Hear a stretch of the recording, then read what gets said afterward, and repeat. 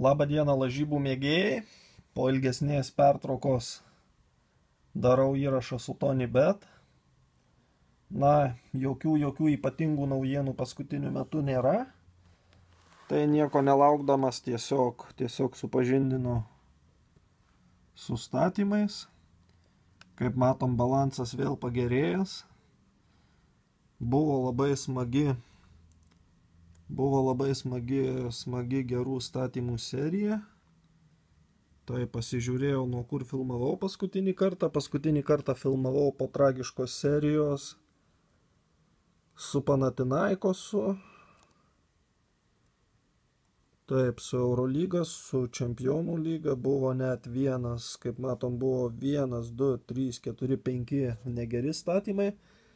Na ir paskutinį kartą filmavau, kaip matom, buvo visa krūva praėjusių statymų. Turkijos krepšinis moterų, Kroatijos krepšinis vyrų,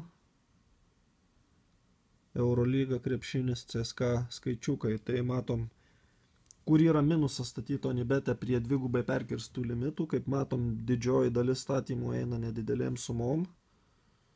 Dėl to pakelt labai yra sunku ženklesnę sumą. Štai 4 buvo statymai iš eilės geri. Toliau, man atrodo, dar 5 buvo tą pačią dieną. Gal ir ne tą pačią. Nadulo FS vėl skaičiukus ėmiau. Ėmiau Bostoną NBA 3 rungtynėse. Ir štai, įdomus momentas. 21 dieną, tai yra šiandieną 23, užvakar stačiau Life Olympiakoso underį. Ėmiau antro kėlinio pradžioj, štai 21-27, ėmiau antro kėlinio pradžioj 161-200, maksimumai dideli Life labai. Life galbūt Life yra atskirai galbūt ir ten tie ribojimai dedami, limitai. Tai aš manau, kad Life man tikrai pagal tos limitus, kokius matau, yra niekas nesumažinta. Ir štai netgi galėjau kartoti antrą kartą. Čia jau buvo pertrauka, antras statymas, 21:46 vėl galėjau statyti, nors buvau iš tų pačių rungtynių statęs. 161, underis man atrodė labai stiprus, todėl ėmiau netgi 2 taškais prastesnį totalą ant halftime, negu pasigavau antro kėlinio pradžioj, kas būna nedažnai. Tai Life reiškia galima kartot statymus, tai buvo graži 8 laimėjimų serija, toliau Brno krepšinis vakar, čia buvo grąžinimas. Ir vakar vėl sekė, taip, 2 blogi underiai, vienas Life'as, prieš varžybas ėmiau Kirkos underį, nepraėjo. Ir ėmiau 2 Life'us vėl, Slovenija ir Anglija. Vienas praėjo, vienas nepraėjęs, tačiau kaip matom, štai vėlgi įdomiai labai TonyBet'as tos maksimumus duoda. Slovėnų maksimumas buvo 120,48 maksimumas tačiau, o anglų, kaip matom, be centų, reiškia jau sumą įrašiau pats, maksimumas buvo 300 su kažkiek. Bet atsižvelgdamas į tai, kad maksimumai labai skirtingi ir statymai už 50 eurų, kur maksimumas eina gerai, o statymai už 100 eurų neina gerai, tai stengsiuosi palaikyti vienodesnės statymų sumas, kad labai neišsikraipytų tas balansas ir nebūtų tokių didelių šokinėjimų, nes kaip atsimenam, mažiausiai gal buvo likę jau 600 akaunte.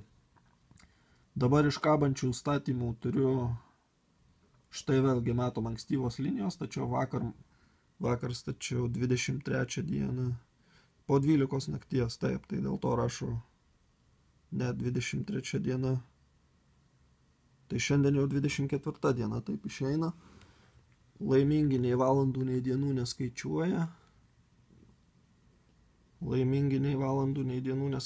Kaip sakoma. Tai esu paėmęs pirmadienio rytojaus rungtynėms Gdynę ir šiandieną esu paėmęs Mursiją. Esu paėmęs. 23 žais, 22 dieną stačiau, taip, viskas gerai. Irgi maksimumai nedideli, už Mursiją matom 50 buvo maksimumas lygiai, o už Gdynę 55. Na, dabar padarysiu kelis statymus.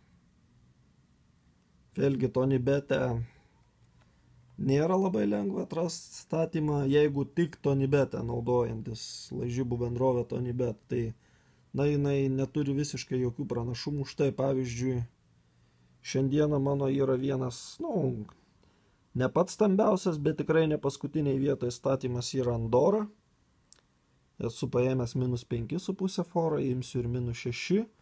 -6,5 yra 1,90 kofas. Štai bendrovėje, nuo kurios nurašinėjama pasiūla. Pinaklė, toj prisijungsiu.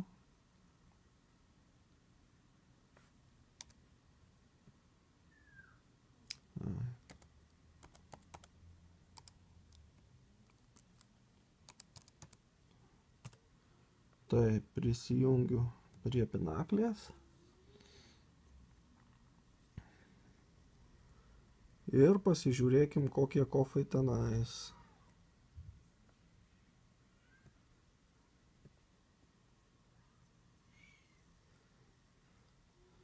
Štai Andorra mato -6,5 1,97, tai netgi galima rinktis arba gerą kofą, arba praktiškai už tą patį kofą kaip Tonybetė pusę taško geresnė fora. Ir pirma pusė 1,94, pirma pusė -3,5, tuo tarpu Tonybetė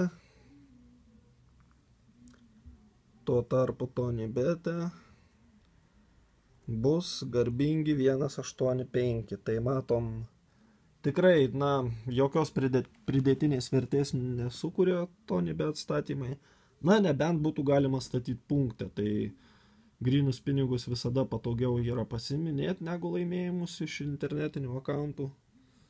Vis dėlto simboliškai pastatysiu maksai, pažiūrėsim kokie maksai ant įvykių.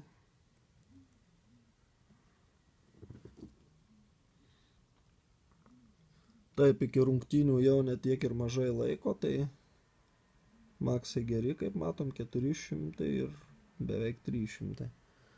Pastatysiu po 80 eurų ant abiejų.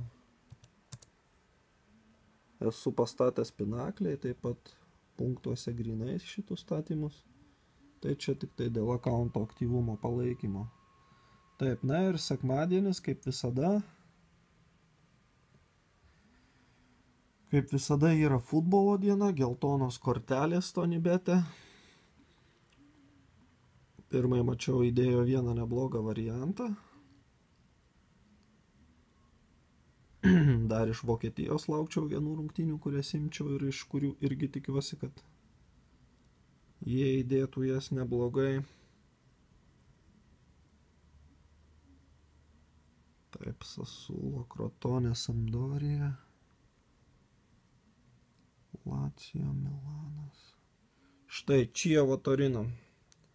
4,5 kortelės. Pinaklėje Dafoje aš numušiau kofą ten stipriai, apie 1,65 gal duoda. Čia duoda 2 kofą, tai 2 kofų reikia imti. 2 kofų reikia imti, galima iš karto pasižiūrėti.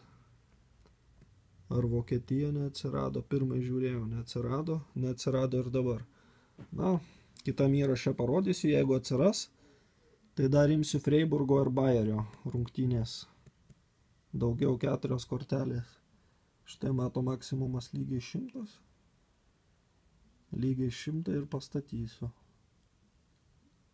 Tai tokie reikalai Tonybetė. Vėl pagal turimų pinigų kiekį akauntas atsidūrė 22 eurus minuse. Žaidime yra 360 kažkur. Žiūrėsim, kaip seksis, įrašus vis dar darau, nebejoju nepriklausomai nuo to, kaip man seksis įrašai išvys dienos šviesą. Ir taip sunkiai klibėdamas, vis tiek manau, kad pasieksiu tą ribą, kada Tonybetas man pasakys ačiū už partnerystę ir daugiau mes partneriais būti negalim. Tai lauksim to laiko, žiūrėsim, kaip greitai jis ateis ir kaip seksis toliau.